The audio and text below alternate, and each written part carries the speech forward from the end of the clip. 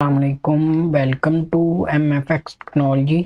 आज मैं आपके लिए एडोब इलस्ट्रेटर की एक और क्लास लेके आया हूँ जिसमें मैं आज आपको जो थोड़े से एडवांस फीचर हुए हैं इसमें CC21 में उसके बारे में बताऊंगा। मेरे पास जो है वो मैंने ये एक टेक्स्ट जो है पैराग्राफ ऐड किया हुआ है और ये एक मेरे पास शेप है और एक अलिफ टूल है। ठीक है, उसके बाद मेरे पास ये एक टेक्स्ट है। मैं इस टेक्स्ट को इस अलिफ टूल को इस एन के साथ अलाइन करना चाह रहा हूं, तो वो मैं किस तरह करूंगा।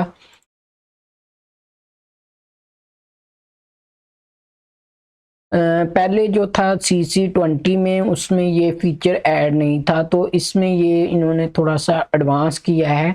इसमें अलाइनमेंट के दो ऑप्शन दे दिए हैं। अगर मैं इसको अब अलाइन करता हूं, सिंपल आपने ये करना है कि जिस चीज के साथ आप अलाइन करना चाह रहे हैं किसी टेक्स्ट को या शेप को, तो आपने ये करना है कि इसको सिलेक्ट करना है। पहले इसको सिलेक्ट करना है क्योंकि मैंने इसको इसके साथ अलाइनमेंट करना है।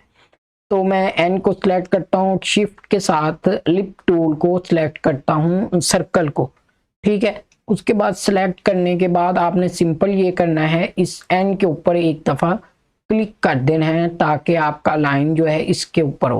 तो पहले जो CC20 में उसमें अलाइन होता था, पर वो इस शेप या जो भी आप जिसके साथ अलाइन कर रहे हैं उसके साथ अलाइन नहीं होता था, बल्कि ऊपर ये जो रेक्टेंगल शेप बनी हुई है इसकी एन की, उसके साथ जाके अलाइनमेंट हो जाता था। पर अब उन्होंने थोड़ा सा एडवांस किया है। तो आपने सिंपल ये करना है कि आपने ये थ्री लाइन जो दी हुई है इनके ऊपर क्लिक करना है, लाइन टू ग्रिप पाउंड में जाना है और पॉइंट टेक्स्ट पे जो है आपने क्लिक कर देना है। क्लिक करने के बाद आपने सिंपल ये करना है कि सबसे पहले आपने व्यू में जाना है, स्नैप टू पॉइंट करना है और स्नैप टू ग्लिप्स ऑप्शन जो है ग्लिप्स, इस पे इसको ऑन कर देना है। ठीक है, और स्नैप टू ग्रिड ऑफ कर देना है। आपने इसको अनेबल करना है और स्मार्ट गाइड को ऑन रखना है। ठीक है, इसके बाद हम इसको अब अलाइन में करके बताता हूँ जो CC21 में फीचर ऐड हुआ है। तो मैंने इसको ऑन किया हुआ है। अब अगर मैं वर्टिकल टॉप अलाइन करता हूँ तो देखें ये अब इसने अलाइन तो किया है, बजाय इस लाइन के साथ ऊपर जो रेक्टेंगल शेप बनी हुई है उसके साथ अलाइन नहीं किया, बल्कि ये जो एन था जो ये एन था उसके साथ इसने अलाइन किया हुआ है। ठीक है, अगर मैं आपको चेक भी करवा देता हूँ इसको, अगर मैं शिफ्ट के साथ ड्रैग करता हूँ और एन के ऊपर लेके आता हूँ तो देखें हमारा टेक्स्ट जो है वो एन के बिल्कुल साथ अलाइन हुआ है। नहीं तो CC20 में ये ऊपर जो रेक्टेंगल कोई भी टेक्स्ट या शेप की रेक्टेंगल शेप होती थी उसके साथ अलाइनमेंट हो जाता था। ठीक है, उसके बाद हमारे पास आ जाता है जी मैं पहले ग्रिड को ऑफ कर रूलर को ऑफ कर लूं। तो उसके बाद मैंने ये एक पैराग्राफ ऐड किया हुआ है एक शेप में। अब मैं ये चाह रहा हूँ कि ये वाली जो रोली डिक्सन की फर्स्ट लाइन है डमी टेक्स्ट की, उसके साथ ये वाली शेप जो है वो अलाइनमेंट हो जाए। तो वो किस तरह होगी, आपने सिंपल ये करना है, जिसके साथ आप अलाइन करना चाह रहे हैं पहले उसको सिलेक्ट करें। ठीक है, और जिस चीज को आप अलाइन करना चाह रहे हैं उसके बाद सिलेक्ट करें और सिंपल जिसके साथ आप किसी शेप या डिजाइन को अलाइनमेंट करना चाह रहे हैं उसके ऊपर सिंपल एक दफा क्लिक कर दें। जैसे ये हाइलाइट्स हो गया है सारा टेक्स्ट।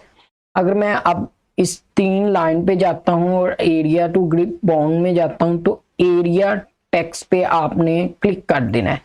तो ये हमारे पास ऑन हो गया है। अगर मैं अब align top vertical align top करता हूं तो देखें ये इसके साथ जो है वो अलाइनमेंट हो गया है।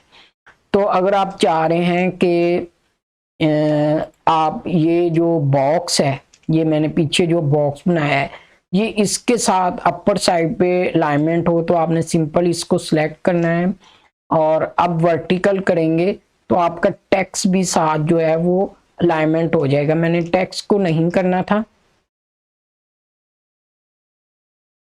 इन दोनों को पहले ग्रुप कर लें कंट्रोल जी की मदद से, और उसके बाद मैं इसको सिलेक्ट करता हूं और सिंपल इस पे आके एक दफा क्लिक कर देता हूं ताकि ये हाईलाइट्स हो जाए। हाईलाइट होने के बाद मैं अब करूंगा तो देखें ये अब इस शेप के साथ अलाइनमेंट जो है, हमारी शेप या डिजाइन जो है वो इसके साथ अलाइनमेंट हो गया। इसी तरह आप सेंटर में करना चाह रहे हैं तो आप सेंटर में करके चेक कर सकते हैं कि ये बॉक्स की जो अपर साइड वाली लाइन है ये बिल्कुल उसके साथ अलाइनमेंट हुआ है। ये CC21 में फीचर जो है वो ऐड हुआ है। उसके बाद हम चलते हैं जी, एक ये मैंने टेक्स्ट ऐड किया हुआ है, ठीक है। इसमें अब एक ये मेरे पास ऑन है ग्लिप ऑप्शन, ये क्या काम करते हैं, और ये EM बॉक्स ये मैं पहले ऑफ कर दूं तो इनके बारे में आपको मैं बता देता हूँ ये क्या काम करते हैं, ठीक है। ये मैंने एक टेक्स्ट लिया हुआ है, तो सबसे पहले आपने इनको ऑन किस तरह करना है, 3 लाइन पे जाना है करेक्टर पैनल की, और यहाँ से show shape to glyph option पे क्लिक कर देना है। तो क्लिक करेंगे तो आपके पास ये AX और ये जो साइन है ये ऑन आपके सामने जो है स्क्रीन के आ जाएंगे। अगर मैं ये फर्स्ट वाले को ऑन करता हूँ तो वो हमें बताता है shape to base glyph while drawing moving and scaling, मतलब आप किसी भी टेक्स्ट को स्केल मूव और स्नैप कर सकते हैं इसकी मदद से। इसको मैं एंड पे आपको बताऊंगा, पहले ये सेकंड वाला ऑप्शन देख लेते हैं। ये कहता है snap to height of lower cases lower while drawing moving and scaling. ये मतलब स्नैप टू हाइट आपको एक्स हाइट जो है बताएगा। मैंने ऑन किया हुआ है। अब मैं कोई शेप लगा एक लाइन ऐड कर लेता हूँ आपकी आसानी के लिए, और इसको मैं स्ट्रोक जो है इसका इंक्रीज कर लेता हूँ।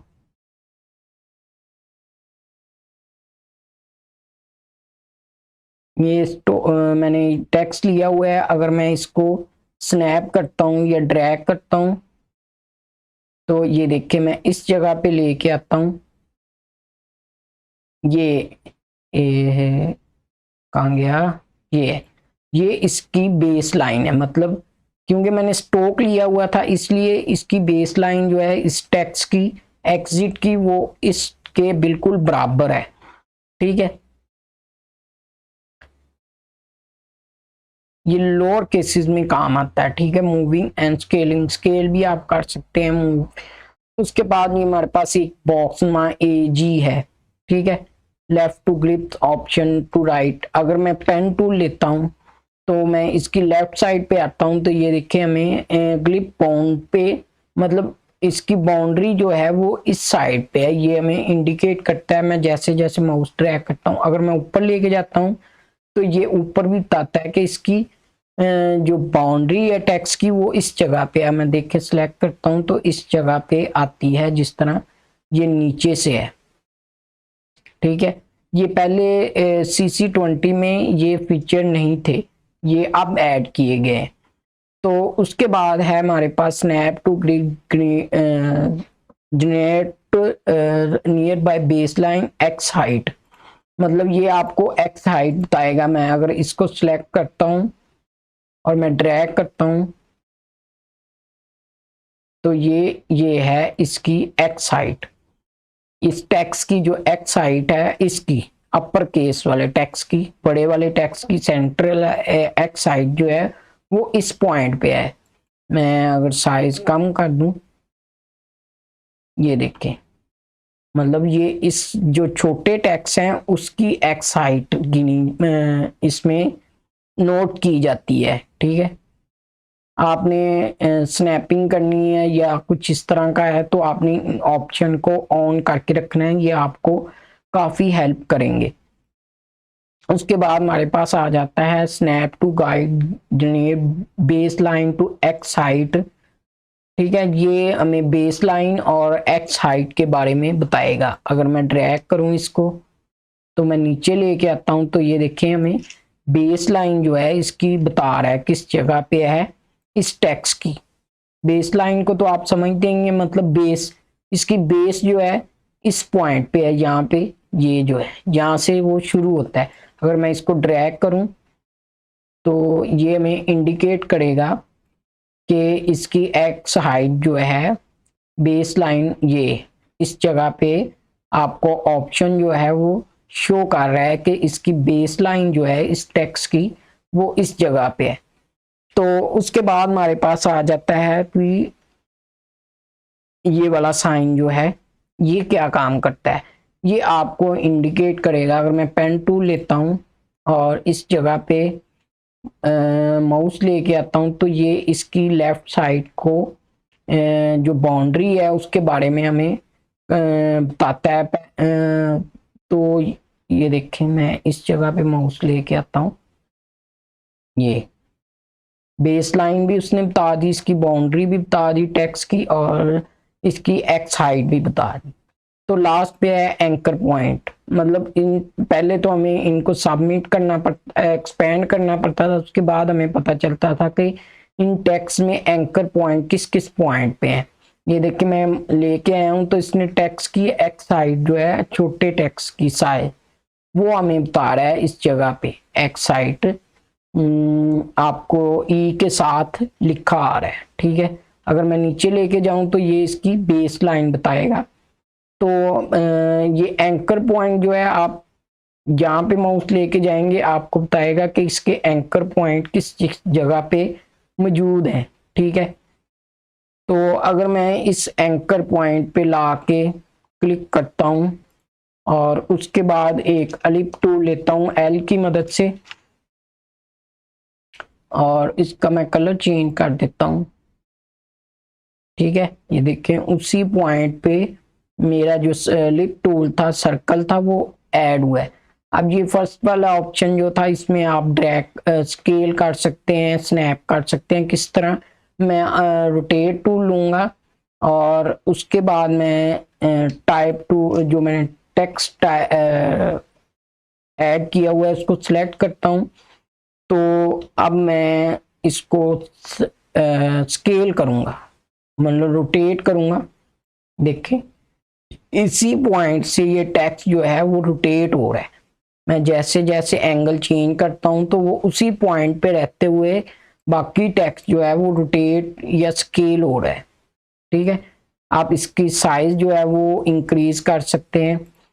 तो अगर मैं इसका साइज इंक्रीज करना चाहूं तो ये उसी पॉइंट पे रहते हुए उसका साइज जो है वो इंक्रीज कर देगा। तो सिंपल, अगर मैं इस टी को सिलेक्ट करूं और उसके बाद मैं इसको रिमूव करना चाहूं तो मैं इसको बैक स्पेस रिमूव भी कर सकता हूं, ठीक है।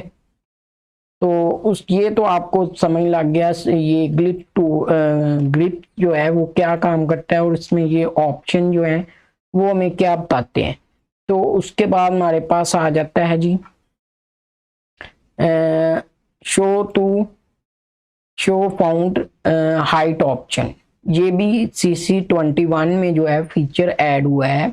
ये क्या काम करता है ये मैं आपको बता देता हूँ। अभी हमारे पास है EM बॉक्स।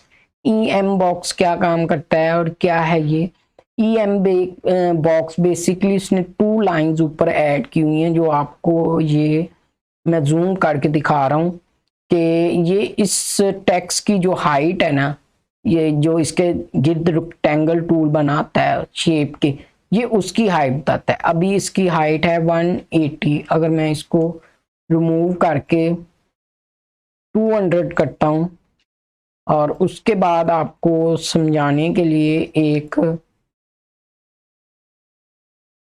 शेप ऐड करता हूं जिसकी मैं हाइट जो है 200 रख लेता हूं। ये हमारी 200 आ गई। अब मैं इसको इन दोनों को अलाइन कर लेता हूं ताकि आपको इनकी हाइट जो है वो पता चल जाए, ठीक है। अब ये इनकी जो हाइट है वो 200 थी, तो अगर मैं इसको सिलेक्ट करूं तो देखिए इनकी हाइट जो है 1 जितनी है। और मैं स्नैप भी कर रहा हूं टेक्स्ट को, तो ये हमें इंडिकेट करता है साथ साथ ठीक है। तो उसके बाद हमारे पास आ गया है जी कैप हाइट। कैप हाइट क्या होता है? CAP कैप, कैप होता है ये टेक्स्ट का साइज, ये जो ई लिखा है इसको हम कैप बोलते हैं। ये लोअर कैप है और ये अपर कैप बड़ा साइज का है।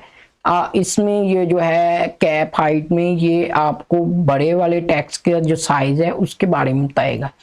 तो अभी हमारे पास कैप हाइट में इसका साइज है, बड़े वाले टेक्स्ट के साइज है 127। अगर मैं 127 की एक शेप ऐड करूं 127, तो ये इसकी आपको हाइट जो है वो बताएगा। ये देखें बिल्कुल बराबर है, ठीक है।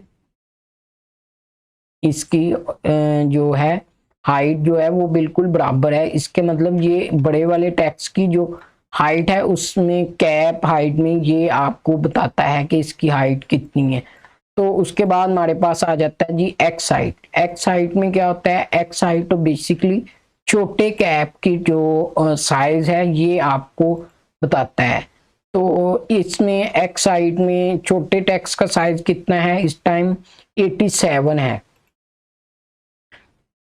मतलब आपको छोटे बड़े टेक्स्ट का साइज जो है वो आपको इसमें बताएगा कितने हैं।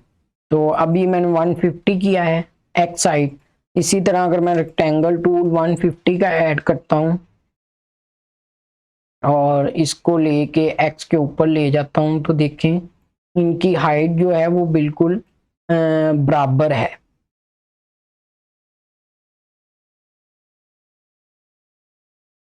वन फिफ्टी मतलब ये छोटे टेक्स्ट की जो हाइट है ये इसको इंडिकेट करता है। इसमें ये आपको उन्होंने इसमें थोड़ा सा फीचर ऐड किया है। तो इसमें ICF बॉक्स ये क्या काम करता है? ये दे बेसिकली पैराग्राफ के लिए है। ये इतना यूजेबल भी नहीं है। ये जो एक्स हाइट है और कैप हाइट है और EM बॉक्स ये काफ़ी इम्पोर्टेंट है। मतलब आपको ये एक कोई आपके पास शेप है, मैं इधर कोई शेप ऐड कर लेता हूँ 200 की। तो मैं चाह रहा हूँ इसका जो बड़ा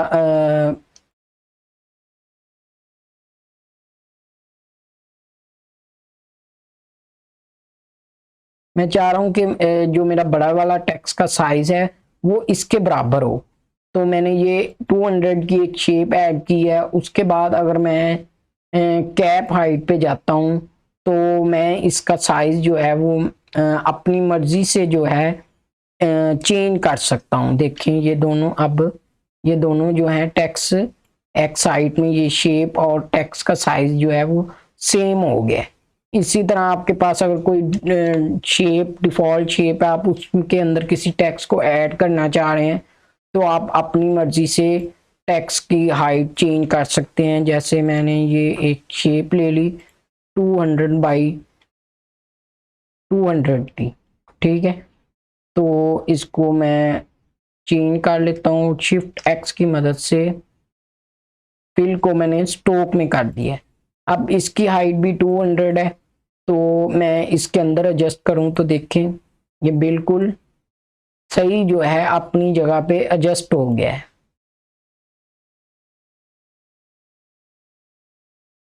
इसकी मदद से आप छोटे और बड़े टेक्स्ट का साइज जो है वो चेक कर सकते हैं, जो CC20 में नहीं था। अब CC21 में इन्होंने ये फीचर जो है ऐड किया है।